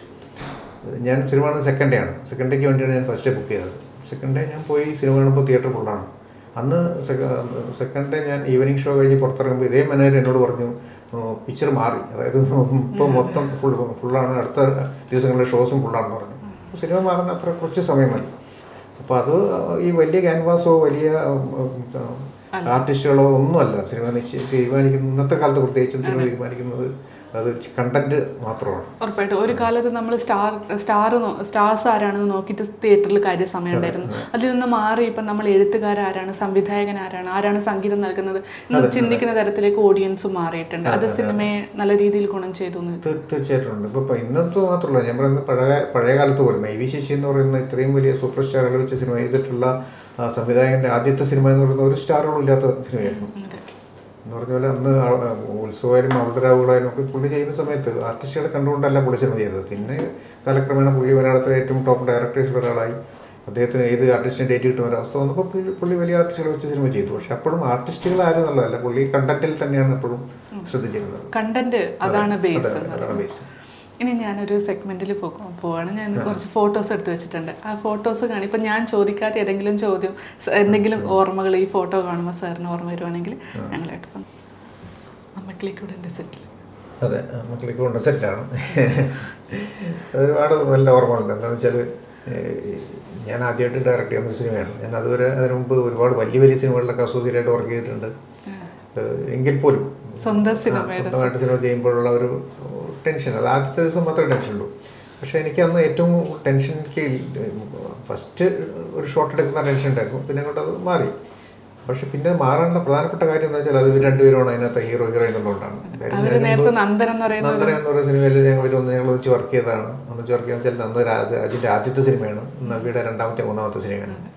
അപ്പോൾ ഞങ്ങൾ തമ്മിൽ അങ്ങനെ ഒരു നല്ലൊരു കെമിസ്ട്രി ഉണ്ടായിരുന്നു. അപ്പോൾ അതുകൊണ്ട് എനിക്ക് ഷൂട്ട് ചെയ്യാൻ ഏറ്റവും കംഫർട്ടബിൾ ആയിരുന്നത് രണ്ടുപേരും ആയതുകൊണ്ടാണ്. സെറ്റൊക്കെ ആ സെറ്റിലുള്ള ഓർമ്മകളൊക്കെ ഇങ്ങനെ അതുവരെ അസിസ്റ്റന്റ് ആയിരുന്ന നമുക്ക് റിപ്പോർട്ട് ചെയ്യാൻ ഒരാളുണ്ട്. അപ്പൊ ഇതിന്റെ തലപ്പത്ത് കപ്പിത്താൻ ഞാനാണ് എന്ന് പറയുന്ന തരത്തിലുള്ള അതിന്റെ ഒരു ടെൻഷൻ ഈ പറഞ്ഞ പോലെ. പക്ഷെ എനിക്ക് പറഞ്ഞ പോലെ ഈ വലിയ സിനിമകൾ ചെയ്തിട്ടുണ്ട്. പ്രത്യേകിച്ചും ഐ വി ശശി എന്ന് പറയുന്നൊരു സംവിധായകൻ കൂടെ വർക്ക് ചെയ്തിട്ടുള്ള ഏറ്റവും വലിയ ഗുണം എന്താണെന്ന് വെച്ചാൽ പുള്ളിയുടെ മിക്കവാറും സിനിമകളും മൾട്ടി സ്റ്റാർ സിനിമകളായിരിക്കും. വലിയ സിനിമകൾ, ഇപ്പോൾ ഇൻസ്പെക്ടറായാലും ദേവാസുരമായാലും എല്ലാം ഒരു ഫ്രെയിമിൽ തന്നെ ഒരു അഞ്ചാറ് മിനിമം, അല്ലെങ്കിൽ 10-15 ക്യാരക്ടേഴ്സൊക്കെ ഉണ്ടാവും. അപ്പം അങ്ങനെ ഷൂട്ട് ചെയ്യാൻ പുള്ളിക്ക് ഒരു ബുദ്ധിമുട്ടുമില്ല. അപ്പോൾ അത് കണ്ടിട്ട് ശീലിച്ച് എനിക്ക് ഇപ്പോൾ അമ്മക്കിളിക്കൂടെ എന്നുള്ള സിനിമയിൽ ഇതിനകത്തുള്ള ഏറ്റവും വലിയ പ്രത്യേകത എന്ന് വെച്ചാൽ മലയാളത്തിലെ ഏകദേശം എല്ലാ അമ്മമാരും അഭിനയിക്കാത്തുണ്ട്. എല്ലാവരും മിക്കവാറും ഒരേ ഫ്രെയിമിലുണ്ടാവും. അപ്പോൾ ഞാൻ മിക്കവാറും ഷോട്ടുകൾ അതിനകത്ത് ക്ലോസപ്പ് ഷോട്ടുകൾക്ക് പകരം ഞാൻ കമ്പൈൻ ഷോട്ടുകളാണ് ഉപയോഗിച്ചത്. അതായത് ഈ അമ്മമാരെല്ലാവരും കൂടെ വെച്ചിട്ടുള്ള ഷോട്ടുകളാണ് കൂടുതൽ ഉപയോഗിച്ചിട്ടുള്ളത്. ക്ലോസപ്പ് എന്ന് പറയുന്നത് ഓരോരുത്തരെയും ഇൻഡിവിജ്വൽ ഷോട്ട്സ് എന്ന് പറയുന്നത് വളരെ കുറച്ചേ ഉപയോഗിച്ചിട്ടുള്ളൂ. അപ്പോൾ അതങ്ങനെ ചെയ്യാൻ എനിക്ക് പറ്റിയത് ഈ ജോലി ചെയ്തൊരു ചേട്ടൻ്റെ കൂടെ വർക്ക് ചെയ്തൊരു എക്സ്പീരിയൻസ് കൊണ്ടാണ്. പിന്നെ ഈ പറഞ്ഞ പോലെ അമ്മക്കിളിക്കൂടെ എന്ന് പറയുമ്പോൾ ഏറ്റവും വലിയ ഓർമ്മ എന്ന് പറയുന്നത് ഇത്രയും അമ്മമാരുടെ കൂടെ, ഇവരെല്ലാവരും എനിക്ക് അറിയാവുന്നവരാണ്, ഞാൻ വർക്ക് ചെയ്തിട്ടുണ്ട്, ഒന്നിച്ച് വർക്ക് ചെയ്ത ആൾക്കാരാണ്. പക്ഷേ എങ്കിൽ പോലും ഇത്രയും അമ്മമാരുടെ കൂടെ വർക്ക് ചെയ്യുക, അവരുടെ എല്ലാം സ്നേഹവും വാത്സല്യവും ഒരുമിച്ച് അനുഭവിക്കാൻ വഴിയും പറ്റുക പറയുന്നത് ഒരു വലിയ അവരൊന്നും നമ്മളോട് കൂടെ ഇന്ന് ഇല്ല എന്ന് പറയുമ്പോൾ. അതെ അതെ അതെ. അടുത്ത ഇത് ഷിക്കാറിൻ്റെ രാജഗോപാൽ സാർ എന്ന് നമ്മുടെ കൂടെ ഇല്ല. ഷിക്കാറും ഈ പറഞ്ഞ പോലെ ഞാൻ മോഹൻലാലിനെ വെച്ച് ലാലേട്ടനെ വെച്ചിട്ട് ആദ്യമായിട്ട് ചെയ്യുന്ന സിനിമ എന്നുള്ളൊരു എക്സൈറ്റ്മെൻറ്റ് ഉണ്ടായിരുന്നു. ഞാൻ അതിന് മുമ്പ് പുള്ളിയുടെ കൂടെ കുറേ സിനിമകൾ വർക്ക് ചെയ്തിട്ടുണ്ട്. ആ സിനിമ എൻ്റെ അടുത്തേക്ക് എങ്ങനെ വന്നതെന്ന് വെച്ചാൽ ഇപ്പോൾ അതിന് മുമ്പ് ഞാൻ ചെയ്ത സിനിമ പരുന്താണ്. പരുന്ത് നമുക്കാണ് ചെയ്ത സിനിമയാണ്. പക്ഷെ പരുന്തൊരു വിജയമായിരുന്നില്ല, ഒരു പരാജയപ്പെട്ടു പോയ, സാമ്പത്തികമായിട്ട് പരാജയപ്പെട്ട സിനിമയായിരുന്നു. സാമ്പത്തികമായിട്ട് പരാജയപ്പെട്ടെങ്കിലും ഞാനിപ്പോൾ അത് കഴിഞ്ഞിട്ട് മമ്മൂക്കയെ കണ്ട് സിനിമ റിലീസ് കഴിഞ്ഞിട്ട് മമ്മൂക്കയെ കാണാൻ പോയി മമ്മൂക്കനോട് പറഞ്ഞത് ഇടാ നമ്മളൊരു നല്ല സിനിമ ചെയ്തു, അത് ആളുകൾക്ക് വേണ്ടെങ്കിൽ ഇട്ടേക്ക് പോട്ടെ, നമുക്ക് വേറെ സിനിമ ചെയ്യാത്തുള്ളൂ എന്ന് പറഞ്ഞു. അപ്പോൾ പുള്ളി അതിനെ ലേറ്ററായിട്ട് എടുത്തിട്ടുള്ളൂ. അപ്പോൾ ഒരു പരാജയപ്പെട്ട സിനിമ എന്ന് വെച്ചാൽ സിനിമയുടെ അർത്ഥത്തിലില്ല, സാമ്പത്തികമായിട്ട് പരാജയപ്പെട്ട സിനിമയാണ്. അപ്പോൾ അത് കഴിഞ്ഞിട്ട് എനിക്കൊരു മോഹൻലാൽ സിനിമ സ്വാഭാവികമായിട്ടും എനിക്ക് കിട്ടേണ്ടതല്ല. അപ്പം ഞാൻ പിന്നീട് മനസ്സിലാക്കിയത് ഈ രാജഗോപാൽ സാറിനൊരു ലാലേട്ടനെ വെച്ചൊരു സിനിമ ചെയ്യണമായിരുന്നു. ഒരു സ്ക്രിപ്റ്റ് പുള്ളി ആ സ്ക്രിപ്റ്റല്ല ഞാൻ ചെയ്തത്. ആ സ്ക്രിപ്റ്റ് കൊണ്ട് പുള്ളിയുടെ ലാൽ സാറിനെ പോയി കണ്ടു. പുള്ളിക്ക് സ്ക്രിപ്റ്റ് ഇഷ്ടമായി. അപ്പോൾ ഡയറക്ടർ തീരുമാനിച്ചിട്ടുണ്ടായിരുന്നില്ല ആരെ ഡയറക്റ്റ് ചെയ്യണം. അപ്പം അന്ന് ഇവർ പറഞ്ഞ 3 പേരുകൾ പറഞ്ഞു. 3 പേരുകൾ ഞാനിപ്പോൾ പറയുന്നില്ല. അപ്പോൾ ആദ്യത്തെ 2 പേരും പുള്ളിക്ക് കംഫർട്ടബിൾ അല്ല. അപ്പോൾ അങ്ങനെ ഈ 3 ഡയറക്ടേഴ്സിൻ്റെ പേര് ലാൽ സാറിനോട് പറയും. പുള്ളി അതിൽ നിന്ന് എന്നെ ചൂസ് ചെയ്തതെന്നാണ് പിന്നീട് ഞാൻ അറിഞ്ഞൊരു കാര്യം. അപ്പോൾ പിന്നെയാണ് ആ സ്ക്രിപ്റ്റ് എൻ്റെ അടുത്ത് വരുന്നതും ആ സ്ക്രിപ്റ്റ് വായിച്ചിട്ട് എനിക്കത് സിനിമയാക്കിയാൽ ഞാൻ ചെയ്താൽ നന്നാവില്ല എന്ന് തോന്നിയത് ഞാൻ പുള്ളിയോട് പോയി പറഞ്ഞിട്ടാണ് പിന്നെ ശിക്കാർ എന്ന സ്ക്രിപ്റ്റിലോട്ട് വരുന്നത്. അപ്പോൾ സ്വാഭാവികമായിട്ട് എന്നെ സംബന്ധിച്ച് ഒരു വലിയ ഷോക്കിംഗ് ആയിരുന്നു. കാര്യം ഞാനന്ന് പരുന്ത് കഴിഞ്ഞിട്ട് തിരക്കഥ എന്ന സിനിമ രഞ്ജിത്ത് ഷൂട്ട് ചെയ്തുകൊണ്ടിരിക്കുകയാണ്. അപ്പോൾ അതിൻ്റെ ഡബ്ബിങ് ഞാൻ ഫുൾ സിനിമയ്ക്ക് ഞാൻ ഉണ്ടായിരുന്നില്ല. എൻ്റെ അവസാനത്തെ ഷെഡ്യൂൾ ഞാൻ വർക്ക് ചെയ്തു. അതിൻ്റെ ഡബ്ബിങ് ട്രിവാൻഡ്രത്ത് വിസ്മയിൽ നടക്കുന്നുണ്ട്. ഞാനവിടെ ഡബ്ബിങ്ങിന് ഇരിക്കുന്ന സമയത്താണ് ഒരു കോൾ വരുന്നത്, ഇങ്ങനെ ഒരു മോഹൻലാൽ സിനിമ ആയിട്ട് ചെയ്യാൻ പറ്റുമെന്ന് വെച്ചിട്ട്. അപ്പോൾ അത് നമ്മളെ സംബന്ധിച്ച് വലിയൊരു ഷോക്കിംഗ് ആണ്. മോഹൻലാൽ പോലെ ഒരാൾ സിനിമ നമ്മൾ സാധാരണ സിനിമയ്ക്ക് വേണ്ടി വേറെ പുറകെ നടക്കുകയാണ് ചെയ്യുക. പക്ഷെ ഒരു സിനിമ ചെയ്യാൻ പറ്റുമെന്ന് വെച്ചിട്ട് ഇങ്ങോട്ട് ഒരു കോൾ വരുമ്പോൾ ഒരു വലിയ കാര്യമായിരുന്നു. എനിക്ക് അരിവാൾ സാറിനെ സുരേഷ് ഗോപനെ കാണുമ്പോൾ ഓർമ്മ വരുന്ന ആ കാര്യമാണ്. ഇത് എപ്പോഴും സാറിൻ്റെ സിനിമ ഇതിൽ നോക്കുമ്പോൾ സാറെ മനസ്സിലാക്കിയിട്ട് വന്ന സിനിമകളാണ്. ഇപ്പം ആദ്യത്തെ ഹരിഹരൻ സാറിൻ്റെ തുടക്കം കിട്ടിയതാണെങ്കിലും സാറിൻ്റെ തിരക്കഥ കണ്ടിട്ട് ആരുടെയും പിന്നാലെ നടക്കേണ്ട വന്നിട്ടില്ല. കയ്യിൽ അടുത്ത സിനിമ ഇതൊരു വലിയൊരു ഇതിൽ സാറിനെ കാണാം. ഇത് നരസിംഹത്തിൻ്റെ നരസിംഹം എന്ന സിനിമ എന്ന് പറഞ്ഞാൽ ആന്റണി പെരുമ്പാവൂർ ആദ്യമായിട്ട് നിർമ്മാതാവായ സിനിമയാണ്. അതാണ് ഇതിനകത്ത് ഏറ്റവും ഹൈലൈറ്റ് ആയിട്ടുള്ള കാര്യം. ഇങ്ങനെ ഒരു ഗ്രൂപ്പ് ഫോട്ടോ ഇപ്പോഴത്തെ സെറ്റുകളിൽ അധികം കാണാറില്ല. ഇപ്പോഴത്തെ സെറ്റ് എടുക്കാറുണ്ട്, പക്ഷേ ഈ പറഞ്ഞ പോലെ ഇപ്പൊ ഈ ഓൺലൈൻ മീഡിയ നിറയുള്ളതുകൊണ്ട് ഫോട്ടോസിന് ആരും വലിയ ഇമ്പോർട്ടൻസ് കൊടുക്കാറില്ലല്ലോ. ഇതൊരു ചരിത്രമായി മാറുന്നതിന്റെ ഫ്രെയിമിലുള്ള ആൾക്കാരൊക്കെ ഇതിന്റെ പിന്നിൽ പ്രവർത്തിക്കുന്ന ആൾക്കാരെ നമ്മൾക്ക് അങ്ങനെ പരിചയപ്പെടുത്തി തരാറില്ല ആദ്യകാലങ്ങളിൽ. പക്ഷെ ഇപ്പൊ ഈ ഒരു ഫ്രെയിം കാണുമ്പോൾ സാറിന്റെ ഫോട്ടോ ഒക്കെ സാർ ഏതൊരു ഇന്റർവ്യൂവിൽ പറയുന്നത് കേട്ടിട്ടുണ്ടായിരുന്നു. ഞാൻ അങ്ങനെ പഴയകാല ഫോട്ടോസ് ഒന്നും ഞാൻ സൂക്ഷിച്ചു വെച്ചിട്ടില്ല എന്നുള്ളതും ആക്ടേഴ്സിനെ അല്ല അപ്പം ശ്രദ്ധിച്ചിരുന്നത്. അതായത് വലിയ പ്രഗത്ഭരായിട്ടുള്ള ആൾക്കാരോടൊപ്പമാണ് വർക്ക് ചെയ്തത്. അപ്പൊ ആക്ടേഴ്സിനെ അല്ല ഞാൻ അതിന്റെ ക്യാമറയ്ക്ക് പിന്നിലുള്ള ഇതിനെ കുറിച്ചാണ് അന്വേഷിച്ചെന്ന് പറയുന്നത് കേട്ടിട്ടുണ്ട്. എനിക്ക് അവരുടെ കൂടെ ഒന്നും ഫോട്ടോ എടുക്കാനുള്ള സമയവും സന്ദർഭമൊന്നും കിട്ടിയിട്ടില്ല. പിന്നെ ഞാൻ ഈ പറഞ്ഞ പോലെ അവരെ ഒരു ആരാധനയോടെ നോക്കി കാണാനുള്ള സമയം നമുക്ക് ഉണ്ടാവില്ല. ആ സമയത്ത് നമ്മൾ ജോലി എന്ന് പറയുന്ന ഒരു കാര്യത്തിനിടയ്ക്ക് നമ്മൾ അങ്ങനെ ഒരു ഫോട്ടോ എടുക്കുക എന്നുള്ള കാര്യം നമ്മൾ ആലോചിക്കാറില്ല. പിന്നെ ഞാൻ ഡയറക്റ്റ് ചെയ്ത 2 സിനിമകളുടെ ആൽബംസ് ആ സമയത്ത് എൻ്റെ സ്റ്റിൽ ഫോട്ടോഗ്രാഫേഴ്സ് എനിക്ക് തന്നിട്ടുണ്ട്. ഇപ്പോൾ പിന്നെ ആൽബം എന്നുള്ള പരിപാടി ഇല്ലല്ലോ. ആൽബം ഉണ്ടാക്കാറത്തോണ്ട് അത് ഫോട്ടോസ് മൊബൈലിൽ ഫോട്ടോസ് കുറച്ച് അയച്ചിരുന്നല്ലാതെ വേറെ ഫോട്ടോസൊന്നും ഉണ്ടാവാറില്ല. ഫോട്ടോസ് എൻ്റെ അടുത്ത് അങ്ങനെ ഇത് തന്നെ എൻ്റെ അടുത്തില്ല. ഞാൻ ആദ്യമായിട്ട് കാണുന്നതാണ് ഫോട്ടോ. അടുത്തത് മാമാകത്തിൻ്റെ സെറ്റ്. നമുക്ക് ഈ പറഞ്ഞ പോലെ അങ്ങനെ ഞാൻ അറിയാതെ വഴിതെറ്റി അതിലോട്ട് വന്നാണെങ്കിൽ പോലും ജീവിതത്തിലൊരു വലിയ എക്സ്പീരിയൻസ് ആണ്. നമുക്ക് ജീവിതത്തിൽ ഒരിക്കൽ മാത്രം ചെയ്യാൻ പറ്റുന്ന ഒരു സിനിമയാണല്ലോ. എല്ലായ്പ്പോഴും ഇങ്ങനത്തെ സിനിമ ചെയ്യാൻ അവസരം കിട്ടിയതല്ല. പക്ഷേ ഈ പറഞ്ഞ പോലെ നമുക്കൊരു പ്രോപ്പറായ ഒരു സ്ക്രിപ്റ്റ് ഉണ്ടാക്കാനുള്ള സമയം കിട്ടാത്തതുകൊണ്ടും പിന്നെ എന്തോ കാര്യങ്ങളുണ്ടായിരിക്കാം. നമ്മൾ ഉദ്ദേശിച്ച രീതിയിൽ ആ സിനിമയെ നമുക്ക് ഉണ്ടാക്കിയെടുക്കാൻ പറ്റിയില്ല എന്നുള്ളൊരു സത്യമാണ്. പക്ഷെ എങ്കിൽ പോലും എൻ്റെ ജീവിതത്തിൽ എനിക്ക് മറക്കാൻ പറ്റാത്തൊരു വലിയ അനുഭവമാണ് മാമാങ്കം എന്ന് പറയുന്നത്. മമ്മൂട്ടി സാറിനൊപ്പം കുറച്ചധികം സിനിമകൾ ചെയ്തിട്ടുണ്ട്. അതിപ്പോൾ അസിസ്റ്റന്റ് ഡയറക്ടർ ആയിരുന്ന കാലത്താണെങ്കിലും സമയത്ത് ആ ഓർമ്മ എങ്ങനെയാണ് മമ്മൂട്ടി സാറിന്?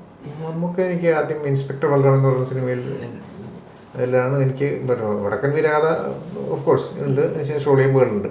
ആ സമയത്തൊക്കെ ഞാൻ മമ്മൂക്കിനെ കുറേ കൂടെ ദൂരെ നിന്നാണ് കണ്ടിട്ടുള്ളത്. വടക്കൻ വീരഗാഥ സമയത്തൊന്നും നമുക്ക് മമ്മൂക്കിയുടെ അടുത്ത് വിട്ടൊന്നും സംസാരിക്കാനോ കാര്യങ്ങൾക്കൊന്നും ഒരു അവസരവും ഇല്ല, തീരെയില്ല. പിന്നെ എൻ്റെ ഓർമ്മയിൽ ഏറ്റവും കൂടുതൽ നിൽക്കുന്നത് ഈ ഇൻസ്പെക്ടർ ബൽറാം എന്ന് പറയുന്ന സിനിമയുടെ സമയത്താണ്. ആ സമയത്ത് ശശിയേട്ടൻ്റെ കൂടെ ഞങ്ങൾ 3 പേരേ ഉള്ളൂ. ഷാജുക്കാരി ഉണ്ടായിരുന്നു, വേണു, എം എ വേണു, ഞങ്ങൾ 3 പേരാണ്. ഇപ്പോൾ കുറേ കൂടെ ആർട്ടിസ്റ്റ് എടുത്ത് പോകാനായിട്ട് സംസാരിക്കാനും അവരെ കണ്ടൻറ്റ് കാര്യങ്ങളൊക്കെ നോക്കുന്നത്, ഡ്രസ് കണ്ടിന്യൂറ്റി ഒക്കെ നോക്കുന്നത് ഞാനായിരുന്നു. അങ്ങനെ കുറേ കൂടെ അടുപ്പുണ്ടായിരുന്നു. അന്ന് തൊട്ട് നമുക്കായിട്ടുള്ളൊരു ബന്ധം ഉണ്ടായിരുന്നു. അതിനുശേഷം പിന്നെ അങ്ങനെ പിന്നെ ഒരുപാട് സിനിമകൾ നമുക്കായിട്ട് വർക്ക് ചെയ്തു. ഈ പറഞ്ഞ പോലെ നമ്മുടെ കുടുംബത്തിലെ ഒരാളെ പോലെ നമ്മളൊരു ജ്യേഷ്ഠനെ പോലെ, മൂത്ത ജ്യേഷ്ഠനെ പോലെ നമ്മൾ അങ്ങനെ കാണാൻ പറ്റുന്ന ഒരാളായിരുന്നു നമുക്ക്. ഇപ്പൊ പരുന്തിന്റെ പറഞ്ഞ പോലെ ഒരുപാട് പിന്തുണയും കിട്ടിയിട്ടുണ്ടാവും. അതെ, തീർച്ചയായിട്ടും. അതെ അതെ. ഇത് ഞാൻ ബാബ എന്നാണ് പുള്ളീനെ വിളിക്കുന്നത്. ബോംബെയിൽ വെച്ചിട്ട് പുള്ളിയുടെ ഒരു മീറ്റിംഗ് ഉണ്ടായിരുന്നു ഒരു സിനിമ ചെയ്യാൻ വേണ്ടിയിട്ട്. ഒരു കഥ പുള്ളിയോട് പറയാൻ വേണ്ടി ഞാൻ പോയതാണ്. അത് പുള്ളി കേൾക്കാൻ തീർച്ചയായിട്ടും പുള്ളിക്ക് സൗത്തിലുള്ള ഡയറക്ടേഴ്സായിട്ട് സിനിമ ചെയ്യാൻ വളരെ സന്തോഷമുള്ള കാര്യമാണ്. പ്രത്യേകിച്ച് പുള്ളി ജോസഫ് എന്ന് പറയുന്ന സിനിമ പുള്ളി കണ്ടിട്ടുണ്ടെന്ന് പറഞ്ഞു. പുള്ളി നല്ല താല്പര്യത്തിലായിരുന്നു. പക്ഷേ പുള്ളിയായിട്ട് എനിക്ക് ഇപ്പം ഞാൻ ഈ സണ്ണി ഡിയോൾ സിനിമ റിലീസ് കഴിഞ്ഞിട്ട് വേണം പുള്ളിയായിട്ടൊരു പ്രൊജക്റ്റ്. ഇപ്പോൾ ഞാൻ ആൾറെഡി ഒരു സബ്ജക്റ്റ് റെഡിയാക്കി വെച്ചിട്ടുണ്ട്. അപ്പോൾ ഞാൻ എന്തായാലും ഈ സിനിമ റിലീസ് കഴിഞ്ഞിട്ട് അടുത്ത ബോളിവുഡ് സിനിമയാണ്. ഇനി ഏതൊക്കെയാണ് പുതിയ പ്രൊജക്ട്സ് ഇപ്പോൾ പറഞ്ഞു വെച്ചിരിക്കുന്ന പുതിയ പ്രൊജക്ട്സ്? ഇല്ല, ഇപ്പം ഞാൻ എന്തായാലും ഈ റോഷൻ മാത്യു അഭിനയിക്കുന്ന ഒരു സിനിമ ഇപ്പോൾ എൻ്റെ ഷൂട്ട് കഴിഞ്ഞ് അതിൻ്റെ പോസ്റ്റ് പ്രൊഡക്ഷൻ വർക്ക് നടക്കുന്നുണ്ട്. അത് മിക്കവാറും ഫെബ്രുവരി മാർച്ച് ആയിരിക്കും അതിൻ്റെ റിലീസ് ചെയ്യുന്നത്. പിന്നെ ഈ സണ്ണി ഡിയോൾ സിനിമ ജോസഫിൻ്റെ ഹിന്ദി റീമേക്ക്, അതും പോസ്റ്റ് പ്രൊഡക്ഷൻ്റെ ഒരുപാട് നല്ല ജോലികളുണ്ട് അതിനകത്ത്. മെയ് ആണ് റിലീസ് പ്ലാൻ ചെയ്യുന്നത്. അപ്പോൾ ഈ 2 സിനിമകളും റിലീസ് കഴിഞ്ഞിട്ട് എന്തായാലും അടുത്തൊരു സിനിമയുടെ കാര്യങ്ങളിൽ കിടക്കുന്നുള്ളൂ. അതിനൊപ്പം ആദ്യമായിട്ട് തിരക്കഥ എഴുതി ആ തിരക്കഥയും സിനിമയായിട്ട് വരട്ടെ എന്ന് ആശംസിക്കുന്നു. പിന്നെ ഞാൻ വർഗം എന്ന് പറയുന്ന സിനിമയുടെ തിരക്കഥ ഞാൻ എഴുതിയായിരുന്നു. കാരണം സിനിമയിൽ ഞാൻ എഴുതിയ ഒരു തിരക്കഥ, അതിൻ്റെ ഒരു തിരക്കഥ ആഗ്രഹിച്ചു വന്നിട്ട് ഒരു സിനിമയ്ക്ക് തിരക്കഥ എഴുതി. അതെ, അത് ഞാൻ അമ്മക്കിളിക്കൂടെ എന്ന് പറയുന്ന സിനിമ കഴിഞ്ഞിട്ട് വന്നൊരു ഗ്യാപ്പ് ഉണ്ടായിരുന്നു. അപ്പോൾ ഞാൻ ആ സമയത്ത് രഞ്ജിത്തിൻ്റെ കൂടെ തന്നെ സിനിമകളിൽ വർക്ക് ചെയ്യായിരുന്നു. ആ സമയത്താണ് എനിക്ക് തോന്നിയത് അമ്മക്കിളിക്കൂടിൻ്റെ ഒരു ഫ്ലേവറിലല്ലാത്ത കുറച്ചും കൂടെ ഒരു ആക്ഷൻ മോഡുള്ളൊരു സിനിമ ചെയ്യണമായിരിക്കണം നെക്സ്റ്റ് സിനിമ എന്നുള്ള ധാരണയിൽ അങ്ങനെ ഒരു കഥ ആലോചിച്ചിട്ട് ഞാൻ തന്നെ ഒഴിവ് സമയങ്ങളിൽ എഴുതിയുണ്ടാക്കിയൊരു സ്ക്രിപ്റ്റ് രാജുവിനെ കേൾപ്പിക്കുകയും അങ്ങനെ രാജു ചെയ്താണ് വർഗം എന്ന് പറയുന്ന സിനിമ. തിരക്കഥയിലേക്ക് ഇനി സംവിധാനം ഒരു ഭാഗത്ത്, തിരക്കഥ തവണ അൾട്ടിമേറ്റ് ആയിട്ട് നമ്മൾ സ്വപ്നം കണ്ടു വന്നത്. അങ്ങനെ ഒരു തിരക്കഥ ഇനി എപ്പോൾ സംഭവിക്കും? അങ്ങനെ സംഭവിക്കാൻ സാധ്യതയുണ്ടോന്ന് എനിക്ക് അറിഞ്ഞൂടാ. കാര്യം എന്താ വെച്ചാൽ ഒരുപാട് എന്നെക്കാൾ നല്ല തിരക്കഥാകൃത്തുകൾ ഒരുപാട് പേര് എനിക്ക് ചുറ്റും കണ്ടുകൊണ്ടിരിക്കുന്നുണ്ട്. അപ്പോൾ അതുകൊണ്ട് എനിക്ക് എൻ്റെ ഒരു തിരക്കഥ തന്നെ എഴുതണമെന്ന് എനിക്ക് നിർബന്ധമില്ല. എനിക്കൊരു തിരക്കഥ ചെയ്യണമെന്ന് ആഗ്രഹമുണ്ട് തീർച്ചയായിട്ടും. ഇപ്പോൾ വർഗം ഞാൻ എഴുതിയതിന് ശേഷം പൃഥ്വിരാജൻ എന്നോട് 2-3 തവണ എന്നോട് ഇങ്ങോട്ട് പറഞ്ഞു വർഗം 2 നമുക്ക് ചെയ്യാം, സെക്കൻഡ് പാർട്ടായിട്ട് ഒരു സിനിമ ചെയ്യാം, അത് എന്നോട് തന്നെ എഴുതാൻ പറഞ്ഞു. തീർച്ചയായിട്ടും എൻ്റെ അടുത്ത് തന്നെ എഴുതാൻ പറഞ്ഞു. വർഗം 2 ചിലപ്പോൾ വരാം. എനിക്കെന്താ പ്രശ്നം വെച്ചാൽ ഞാനൊരു സ്ക്രിപ്റ്റ് എഴുതണമെങ്കിൽ എനിക്കൊരു 6 മാസമെങ്കിലും സമയം വേണം. എനിക്ക് പെട്ടെന്ന് ഞാനിങ്ങനെ ഒരു പ്രൊഫഷണൽ റൈറ്ററല്ല. 6 മാസം അതിന് വേണ്ടി ഇരുന്നാലും എനിക്കൊരു സ്ക്രിപ്റ്റ് കംപ്ലീറ്റ് ആയിട്ട് എഴുതാൻ പറ്റുള്ളൂ. 6 മാസം അതിന് വേണ്ടി മാറ്റി വയ്ക്കുന്നത് പ്രാക്ടിക്കലാണോ അല്ലയോ എന്നുള്ളൊരു പ്രശ്നം കൊണ്ട് ഞാനത് ഇതുവരെ എഴുതിയിട്ടില്ല. രാജു തന്നെ എന്നോട് 2-3 തവണ ചോദിച്ചു, എന്താ ഈ സ്ക്രിപ്റ്റ് എഴുതിയോ, എന്താണ് എഴുതാത്തത്, നിങ്ങൾ ഭയങ്കര ഉഴപ്പാണെന്നൊക്കെ എന്നോട് പറഞ്ഞു. അപ്പോൾ ഞാനത് അതിന് വേണ്ടി ആഗ്രഹമുണ്ട്, ചിലപ്പോൾ സംഭവിച്ചേക്കാം. അങ്ങനെ സംഭവിക്കട്ടെ എന്ന് ആശംസിക്കുന്നു. Thank you. സമയം മലയാളം വാർത്തകൾ ഇനി ടൈംസ് ഓഫ് ഇന്ത്യ സൂപ്പർ ആപ്പിലും. ഇതിനായി പ്ലേ സ്റ്റോറിൽ നിന്നോ ആപ്പ് സ്റ്റോറിൽ നിന്നോ times of India app install ചെയ്യൂ. മലയാളം ഭാഷ തിരഞ്ഞെടുക്കൂ. വാർത്തകൾ ആസ്വദിക്കാം. എല്ലാം ഇനി സമയത്തിൽ.